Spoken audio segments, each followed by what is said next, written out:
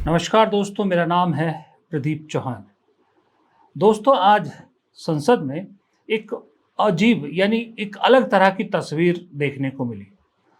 विपक्षी सांसद जिस वक्त प्रदर्शन कर रहे थे, तो देखिए आपके सामने है।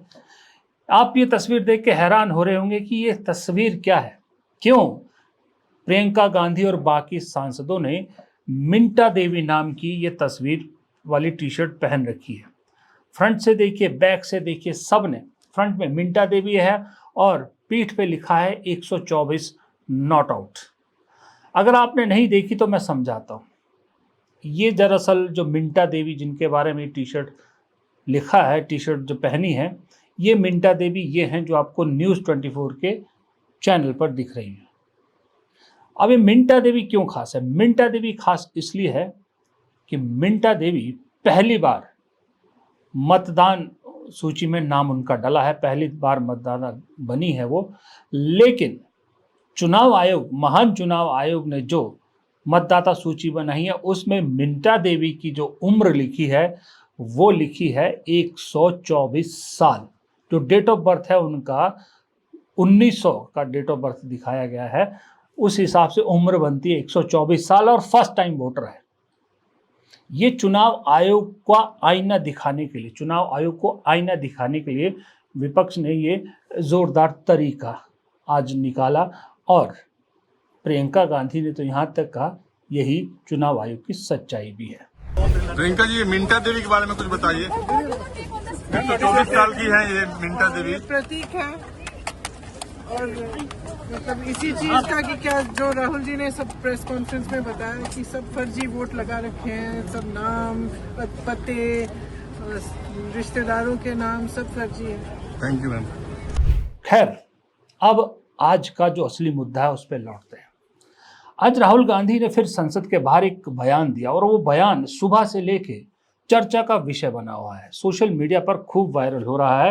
राहुल गांधी ने उस बयान में जो कहा, उस बयान में एक लाइन उन्होंने कही कि अभी तो ये शुरुआत है, पिक्चर अभी बाकी है। सवाल ये उठता है कि कौन सी पिक्चर बाकी है। अब 28 साल की पत्रकारिता के बाद जो चीज मुझे समझ में आई, तो वो ये समझ में आई कि राहुल गांधी ने एक जवाब में कई जवाब दिए हैं और कुछ ऐसी पिक्चर्स हैं जो अभी बहुत बाकी है। एक पिक्चर के अंदर कई पिक्चरें बाकी है। अब उन पिक्चरों की बात करने से पहले जरा एक राहुल गांधी का वो बयान एक बार आप सुन लीजिए, अगर आपने नहीं सुना है। अभी थोड़े दिन और ठहरो, थोड़ी पेशेंस रखो।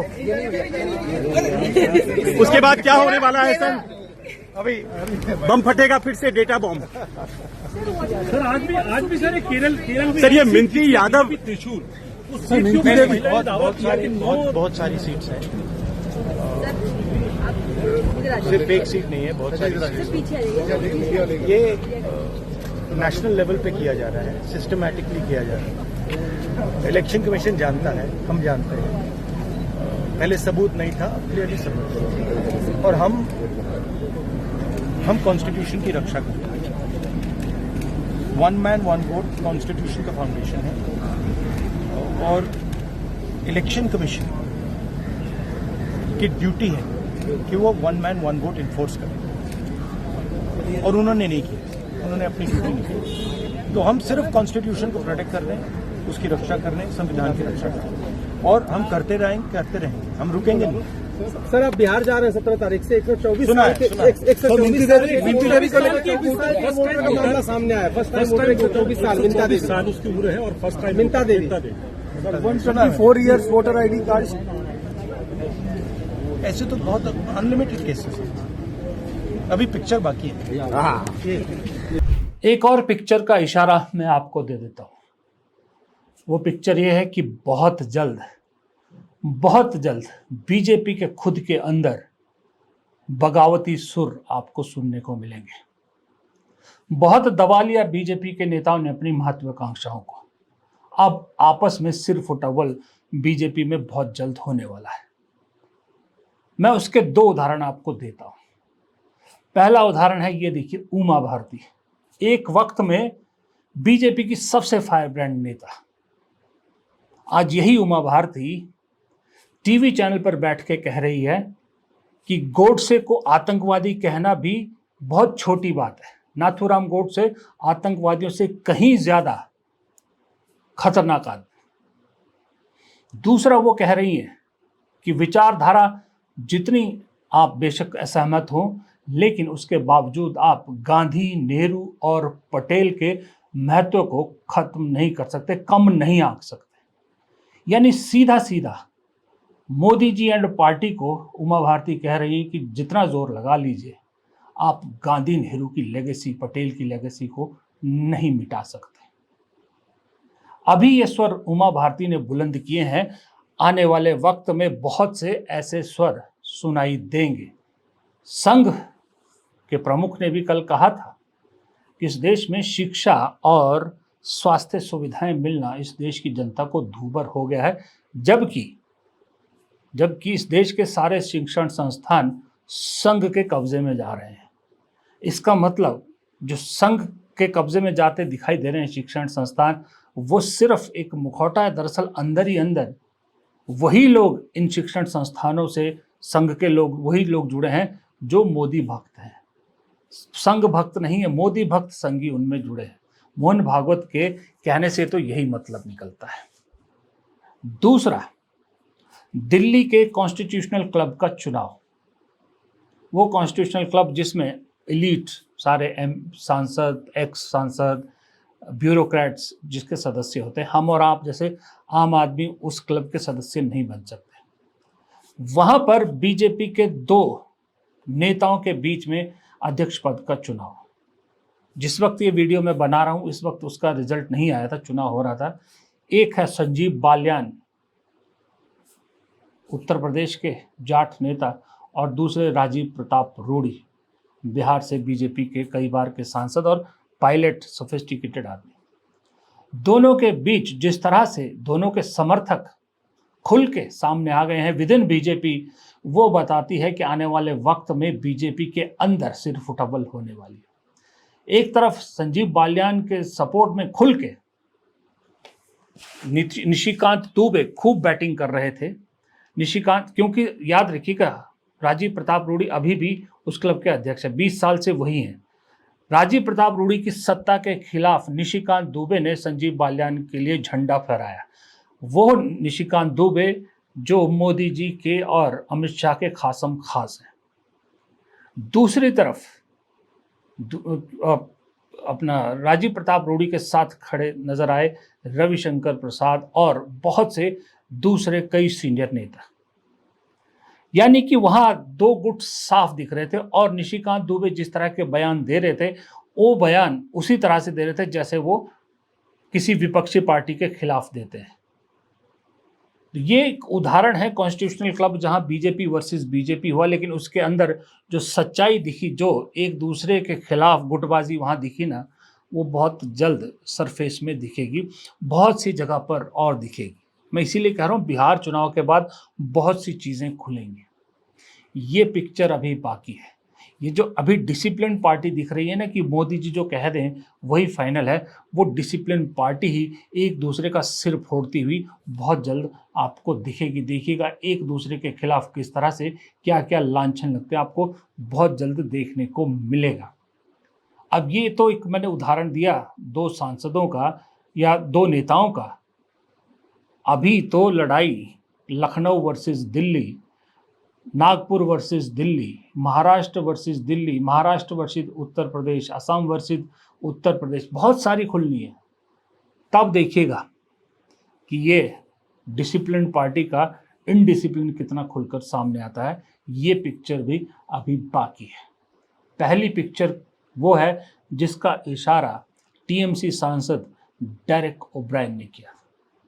डेरेक ओब्रायन ने कल एक ट्वीट किया था, जो ट्वीट काफ़ी चर्चा का विषय बना है। उस ट्वीट में डेरेक ओब्रायन ने लिखा था कि कल वो क्यों मिलना चाहता था, पूरा 300 सांसदों का डेलीगेशन क्यों चुनाव आयोग से मिलना चाहता था। उसमें जो उन्होंने कहा कि जो उनकी मांगे थी, उसकी 2 मांगों पर खास करके आपके ध्यान दिलाना चाहूँगा। पहला उन्होंने लिखा है, initiate FIR against former CEC Rajiv Kumar for manipulation of the voter list, और दूसरा है going forward implement digitisation of voter list. तीसरा है no search should be conducted now, no political party will share BLA 2 details. लेकिन सबसे पहले पे ध्यान दीजिए आप, FIR पूर्व मुख्य चुनाव आयुक्त राजीव कुमार के खिलाफ।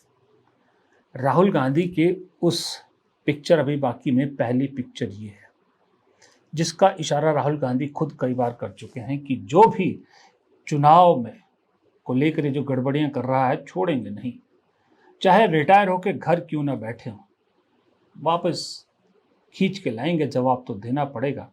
और कल जब विपक्षी सांसद बाकायदा मांग कर रहे हैं कि राजीव कुमार के खिलाफ FIR दर्ज कराई जाए, तो आप समझ ही सकते हैं कि अब राजीव कुमार के लिए आने वाला समय कैसा होने वाला है। कुछ लोग तो कह रहे हैं कि राजीव कुमार भारत की नागरिकता छोड़कर किसी और देश की नागरिकता लेने के फिराक में है। मुझे नहीं मालूम इसमें कितना दम है, क्योंकि मेरे पास इसके कोई साक्ष्य नहीं है।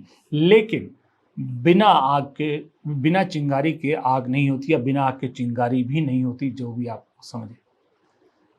पहली पिक्चर तो ये बाकी है कि अभी राजीव कुमार को लेकर विपक्ष बहुत एग्रेसिव होने वाला है, और अगर एक बार राजीव कुमार लपेटे में आ गए तो आप समझ जाइए कि राजीव कुमार फिर जो राज खोलेंगे, उस राज से कईयों के राज खुलेंगे, और राज का पर्दा बहुत दूर तक उठता ही चला जाएगा, और उसमें बहुत सारे उस हमाम में बहुत से लोग नंगे होंगे। पहली पिक्चर तो ये बाकी है। दूसरी पिक्चर का इशारा भी इसी पार्टी के एक सांसद के ट्वीट में है। अब उन सांसद का नाम है साकेत भोसले। साकेत भोसले भी TMC के सांसद हैं। उन्होंने जो अपने ट्वीट में कल लिखा, उसने तो सत्तारूढ़ पार्टी में खलबली मचा दी है। साकेत गोखले ने कहा कि बहुत से NDA के, बीजेपी नहीं, ध्यान रखिएगा, NDA के बहुत से सांसद ऐसे थे जो विपक्ष के टच में हैं, और विपक्ष को बहुत बहुत धन्यवाद दे रहे हैं कि उन्होंने ये SIR का और वोटर लिस्ट का मुद्दा उठाया। क्योंकि अल्टीमेटली साकेत गोखले की एक बात में दम है। उन्होंने कहा कि अल्टीमेटली हर पार्टी को ये डर तो है कि आज नहीं तो कल उनका नंबर भी आएगा, क्योंकि इसके लपेटे में वो भी आएंगे। क्योंकि अब तक ट्रैक रिकॉर्ड है पिछले 11 साल का, जो मोदी जी के साथ गया वो पार्टी खत्म हुई। विश्वास नहीं होता तो पंजाब में सुखबीर बादल से पूछ लीजिए क्या हाल हुआ है उनका। आज उन्हीं के वोट बीजेपी काट रही है। हरियाणा में दुष्यंत चौटाला से पूछ लीजिए, दुष्यंत चौटाला की आज पार्टी खात्मे की कगार पर है। और फिर शिवसेना तो सबसे बड़ा एग्जाम्पल है, महाराष्ट्र में उद्धव ठाकरे। इसी तरह से कहा जा रहा है कि बहुत जल्द यही जो है वो यही स्वाद JDU और चिराग पासवान को भी मिलने वाला है। जयंत चौधरी भी इससे बाहर नहीं रहने वाले। अल्टीमेटली बीजेपी एक छत्र राज करना चाहती है इस देश में। तो ये जो वोटर लिस्ट में गड़बड़ी, वोट चोरी का मामला और जो इलेक्शन कमीशन की मनमानी है, इसकी लपेट में सब आएंगे। इस हमाम में सब नंगे हैं, एक दिन सबका नंबर आएगा। इसलिए विपक्षी पार्टियों से NDA के सांसद चुपचाप मिल रहे हैं। और ये चिंगारी कब तक दबेगी, ये आप खुद सोच सकते हैं कि एक न एक दिन तो ये चिंगारी एक शोले का रूप लेगी। मुझे लग रहा है कि बिहार चुनाव के बाद जो बहुत से NDA दल हैं इस तरह के, वो सामने आने लगेंगे। चंद्रबाबू नायडू तो अपनी नाराजगी SIR को लेकर पहले ही दर्ज करा चुके हैं। तो एक पिक्चर ये बाकी है अभी। अगली पिक्चर जो बहुत जल्द खुलने वाली है आपके सामने, वो गोदी मीडिया से खुलेगी। गोदी मीडिया के लोग जो तो पूरी तरह से भक्ति में लीन है। आप मान लीजिए विपक्षी पार्टियों ने ऐसे गोदी एंकरों की एक लिस्ट पूरी तरह से तैयार रखी है। जिस दिन सत्ता पलटी, वो लोग क्या करेंगे, कहां जाएंगे, किसी को पता नहीं है। अर्णब गोस्वामी, चित्रा त्रिपाठी या वो जितने भी और है, इस तरह के लोगों का क्या होगा, ये चिंता अभी से सताने लगी है। इसलिए कमाल की बात यह है कि कुछ मीडिया हाउस या कुछ पत्रकार इसे भांपने लगे। आप देखिए, एक तरफ एबीपी न्यूज की चित्रा त्रिपाठी देश को यह बता रही थी कि इस बार 15 अगस्त के लिए जो राष्ट्रपति भवन से निमंत्रण पत्र आया है वो कितना शानदार है, उसमें क्या क्या है उसके बारे में बखान कर रही थी। दूसरी तरफ आज तक की रिपोर्टर मौसमी सिंह बिहार में ग्राउंड में जाकर इस एसआईआर के बाद जो सूची आई है मतदाता सूची चुनाव आयोग की, उसमें क्या गड़बड़ियां हैं ये इस देश को दिखा रही है।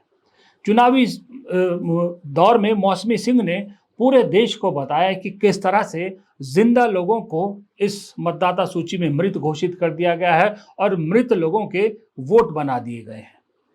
ये सच्चाई मौसमी सिंह आज तक चैनल की पत्रकार ग्राउंड से बता रही हैं। और दूसरी तरफ रूबिका लियाकत हुई या एनडीटीवी हो गया या ये चित्रा त्रिपाठी जैसे एंकर हो गए, सुशांत सिंह जैसे हो गए, ये स्टूडियो में बैठकर ये रोज ज्ञान पेलने की कोशिश कर रहे हैं। नविका कुमार हो गया, अर्णब गोस्वामी हो गया, कि दरअसल राहुल गांधी ने जितने दावे किए, विपक्ष जो भी बोल रहा है, सब झूठ का पुलिंदा है।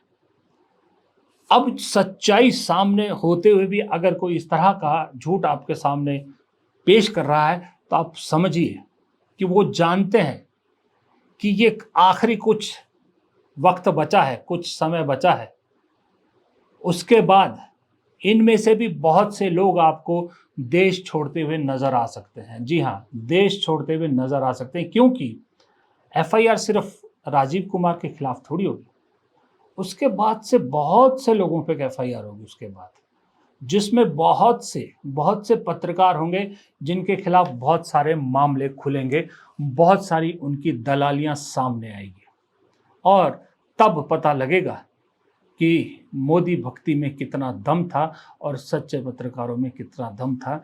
ये पिक्चर अभी बाकी है। इतनी सारी पिक्चर्स है जो अभी बाकी है, जो मैं आपको राहुल गांधी के एक जवाब के अंदर जो और जवाब छुपे थे और इशारे छुपे थे उनका बता रहा हूँ। राजनीतिक तो अभी बहुत कुछ बाकी है, राजनीतिक रूप में तो अभी ये शुरुआत है। इब्तदाए इश्क है, रोता है क्या, आगे आगे देखिए होता है क्या। 4-5 फ्रंट पर घिरे हुए मोदी जी के लिए ये तो अभी बुरे दौर की शुरुआत है। विपक्ष ने अभी शुरू किया है। विपक्ष जानता है ये लड़ाई 1-2 दिन 4 दिन 5 दिन की नहीं है, ये 1-1.5 साल की लड़ाई है और इस लड़ाई को सड़क तक, संसद से सड़क तक पहुंचाना और सड़क से घर घर तक पहुंचाना है। आलम यह है कि आज पूरे देश में सड़क पर कांग्रेस कार्यकर्ता थे, वोट चोरी के खिलाफ थे, कहीं समाजवादी पार्टी के कार्यकर्ता थे, कहीं टीएमसी के थे, और ये आज बड़े शहरों तक दिखा है, कल छोटे कस्बों तक दिखेगा, परसों गांव देहात के चौक चौबारे तक यही नज़ारा दिखेगा। सोशल मीडिया आप देखिए, गोदी मीडिया मत देखिए, सोशल मीडिया देखिए, भरा पड़ा है। हर जगह से, हर लोकसभा क्षेत्र से, हर विधानसभा से लोग अपने अपने यहाँ की मतदाता सूचियां डाल रहे हैं और उसकी कमियां गिना रहे हैं। कोई कह रहा है एक ही जगह पर 42 लोग, एक ही पिता का नाम है, कोई कह रहा है एक ही औरत, एक ही लेडी के 4-4 जगह पर वोट है, कोई कह रहा है मेरे यहाँ पर ये गड़बड़ी है, कोई कह रहा है मेरे यहाँ पर ये गड़बड़ी है। भरा पड़ा है सोशल मीडिया। लोगों ने अपने यहाँ की सारी चुनाव आयोग की जो कमियां हैं या जो फर्जीवाड़ा है वो दिखाया है। और चुनाव आयोग सुप्रीम कोर्ट में कहता है कि ये सब शुरुआती गलतियां हैं, बाद में ठीक कर दी जाएंगी।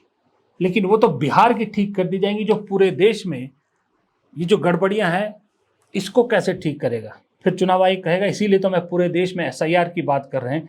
लेकिन पूरे देश में एसआईआर तो तब होना, पहले बिहार का मॉडल तो ठीक कर लीजिए।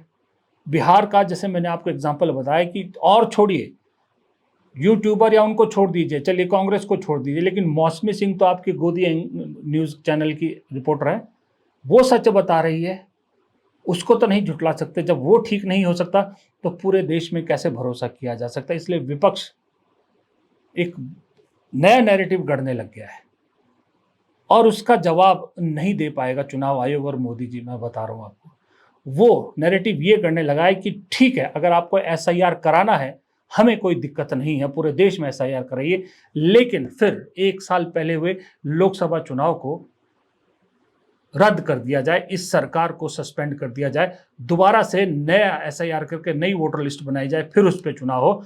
इसका मतलब 1 साल पहले जिस मतदाता सूची पर ये चुनाव हुए थे वो सूची गलत थी, तो इसका मतलब गलत चुनाव हुए हैं, गलत सरकार चुनी गई है, इसे बर्खास्त किया जाए। ये अब विपक्ष का नया नैरेटिव है। भाई अगर SIR आप करना चाहते हो तो आप SIR करिए, लेकिन पहला कदम लोकसभा डिसॉल्व होना चाहिए। If the government is elected on the basis of this same flawed SIR, then the legitimacy of the central government is null and void. The government of the day should resign. The union government should dissolve. The Lok Sabha should be dissolved. आप Lok Sabha dissolve करिए, पूरा देश में 140 करोड़ के देश में, पूरा देश में, हर एक प्रदेश में आप SIR करिए, कोई दिक्कत नहीं है। आप इसी वोटर लिस्ट के आधार पे चुन के आए हो 1 साल पहले, और आप कह रहे हो बंगाल में वोटर लिस्ट गलत है लेकिन गुजरात में सही है, बिहार में गलत है लेकिन यूपी में सही है। भाई अगर गलत है तो आपके ऑपोजिशन, हमारे ऑपोजिशन जितने भी दल हैं वो स्पष्ट आपके पास सबूत के बदौलत आपके पास इंफॉर्मेशन रखा है कि वोट चोरी कर्नाटका में भी हुआ है, यूपी में भी हुआ है, गुजरात में भी हुआ है और बिहार में भी हुआ है। और बीजेपी ने वोट चोरी करके इलीगली, अनएथिकली, अनकॉन्स्टिट्यूशनली पावर में आया है। अगर SIR होगा तो पूरा देश में होगा, और उसके लिए पहला कदम प्रधानमंत्री से लेकर पूरा कैबिनेट को इस्तीफा देना होगा, लोकसभा डिसॉल्व करना होगा, उसके बाद आप SIR करिए। अब आप बताइए इस नैरेटिव का क्या जवाब देंगे कि 1 साल पहले तक ठीक था और 1 साल में गड़बड़ हो गई, पूरे देश में ज़रूरत पड़ गई, फिर 1 साल में हटाइए जो चुने गए थे पहले, वो किसी के भी, चाहे कांग्रेस के चुने गए हैं चाहे बीजेपी के चुने गए, दोबारा से करा लीजिए, SIR करिए और दोबारा चुनाव करा लीजिए। अब इसका जवाब कैसे देगा? पर चुनाव आयोग भी जानता है जवाब उसको देना ही नहीं है। चुनाव आयोग ने तो ठान लिया है कि मैं तो यही करूँगा, जिसको जो करना है कर लीजिए, हम नहीं मानेंगे। हम तो ना जवाब देंगे, ना हम लोगों को ये बताएंगे कि 65 लाख वोट क्यों काटे गए हैं, ना हम आधार कार्ड को आइडेंटिटी प्रूफ मानेंगे। जो हमें ठीक लगेगा हम वही करेंगे, क्योंकि उनकी बैटिंग करने के लिए, उन्हें बचाने के लिए बीजेपी तो है ही, और बीजेपी का पूरा सिस्टम उन्हें बचाने के लिए सामने आ जाता है। पर इस चक्कर में एक बड़ा जनरल सा सवाल बीजेपी भूल रही है, जो लोग पूछ रहे हैं कि सवाल जब चुनाव आयोग से है तो जवाब बीजेपी क्यों दे रही है। ये भी एक बहुत बड़ी पिक्चर अभी बाकी है। फिलहाल इस वीडियो में इतना ही। वीडियो पसंद आया हो तो लाइक कीजिएगा, वीडियो को शेयर कीजिएगा, कमेंट बॉक्स में अपनी राय ज़रूर दीजिएगा, और चैनल को अगर सब्सक्राइब नहीं किया यूट्यूब पे तो सब्सक्राइब कर लीजिएगा, फेसबुक पे देखते हैं तो फॉलो ज़रूर कीजिएगा। नमस्कार।